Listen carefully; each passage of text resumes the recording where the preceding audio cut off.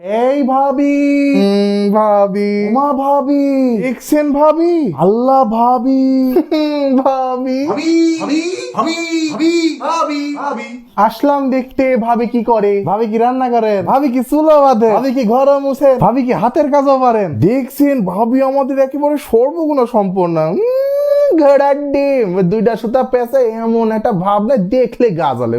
ভাবি যে কি রান্না করে, পুরো বাড়ি একেবারে মৌ করছে, এত সুন্দর গন্ধ, দুর্গন্ধ। বেটি রান্না করে জানালা খুলিতে শুটকি মাছ রান্না করে, পুরো বাড়িতে এমন গন্ধ। তাহলে একটু শুটকি ভর্তা নিয়েই যান। না আপনিই খান, আমার এখন অনেক কাজ বাকি। আমি গেলাম। ভাবি খাইছিলাম না ধরাটা। ভাবি জামাটা কি নতুন কিনলে? ভালোই। ভাবি সোফাটা কি নতুন কিনলে? ভালোই। ভাবি কাউয়ার ছবিটাও কি নতুন লাগাইছেন? ভালোই। সিরামিক গুলা নতুন কিনছেন না ভাবি? ভালোই। ভাবির কিন্তু চয়েস আছে, বলতেই হবে। হ্যাঁ, ড্রয়িং রুমে কাউয়ার ছবি ঝুলে বুঝো তাহলে কত রুচিশীল। ওইটাকে ঢুকলো, ওইটাকে বেরোলো। এতজন মানুষ কার বাসায় যাবে? এই ছেলেটা তো কোনোদিন দেখিনি। ওমা, এই মেয়েটা কেডা? আল্লাহ, ভাবির বাড়িতে তো মেয়ে ঢুকছে। হ্যালো ভাবি, আপনার বাসায় তো একটা মেয়ে ঢুকলো। মেয়ে ঢুকলো? হ্যাঁ ঢুকলো তো, আমার ভাইয়ের মেয়ে। ও তাই তো বলি চেহারা এত মিল আসলো কিভাবে? ঠিক আছে ভাবি, একসাথেই থাকে। কে ঢুকলো বেরোলো না দেখলে হয়? কে রেজওয়ান, এত ঘন ঘন ছাদে যাও, হাওয়া খাও নাকি? এত ঘন ঘন হাওয়া খাও না, পরে ক্যান্সার হবে। আম্মু জানে? দিলাম না ভয় ঢুকায়। তুমি মনে মনে সাপের মন্ত্রে পড়ো। জোরে জোরে পড়। সরে হস্যই দীর্ঘই হসু। দেখছেন ভাবি, বাবু কিন্তু পড়ছে। বাবু দুধ খাবি? দেখলি বাবু পড়ছে আর দুধ খাচ্ছে, তুই কি করলি? হ্যাঁ, দিলাম না মাইডা খাওয়ায়। এই ভাবি জানেন রেজন বারান্দায় বসে কার সাথে যেন ফোনে সারা রাত গল্প করে।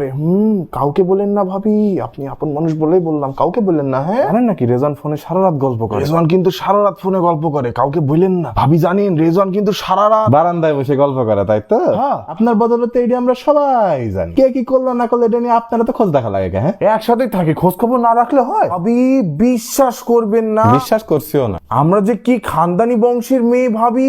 আমার আব্বার 150 বিঘা জমি, 10 ভরি সোনা দিছিল আমার আব্বা আমার বিয়েতে। রাজার মেয়ে নিশ্চয়। বিয়ের আগে তো ভাবি আমি রান্না বান্না কিছুই করতাম না, কিছুই জানতাম না। সে তুমি এখনো পারো না।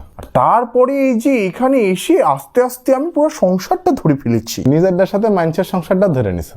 আর আপনাদের ভাই তো আমাকে একেবারে রানীর মতো রাখি। কাপড় কাচতে গিয়ে আমার হাতটা নষ্ট হয়ে যায় বলে আমাকে আবার ওয়াশিং মেশিন কিনে দিয়েছি। রান্নাঘরে রান্না করতে করতে আমি ঘেমে যাই বলে বলতেছে কি রান্নাঘরে নাকি এসি লাগিয়ে দিবে। তাই তো। তারপর আমাকে বলে কি জানেন, ঈদের আগে তুমি 10 দিন ধরে বিউটি পার্লারে বসে থাকো। এত ফানি। আর আমার তো জানেনি ভাবি, আমার অমুক বিউটি পার্লারে গিয়ে চুল না কাটলে না আমার চুল কাটাই হয় না। তাই নাকি? এত বিশ্রী লাগে মাঝে মধ্যে আমাকে, তবু আপনাদের ভাই আমাকে বলে মাই প্রিন্সেস। ওগো, আমার 150 বিঘা জমি, এসি ফ্যান ফ্রিজ কিচ্ছু লাগবে না, তুমি খালি আমাকে একটু বিউটি পার্লারে যাই চুল কাটার টাকা দাও প্লিজ। বিউটি পার্লারে যাই চুল কাটার কি দরকার? তুমি তো হিজাবই পরো সবসময়, খালি আমার সাথে এরকম করো। তোমার সংসার করে আমি কি পাইলাম? তুমি কিন্তু বুঝলাম না, তুমি আমার কথাটা বুঝো। ওই টাকা দাও না, পয়সা দাও না, দেখো পাশের ভাবির কি অবস্থা। কথা আমি বিউটি পার্লার নিয়ে হ্যান্ড করে তার করে তুমি আমার কি করে দিলা গো। খরচ করতে করতে আমার এই থাকেন ভাবি জায়গা। বাবু দুধ খাবি?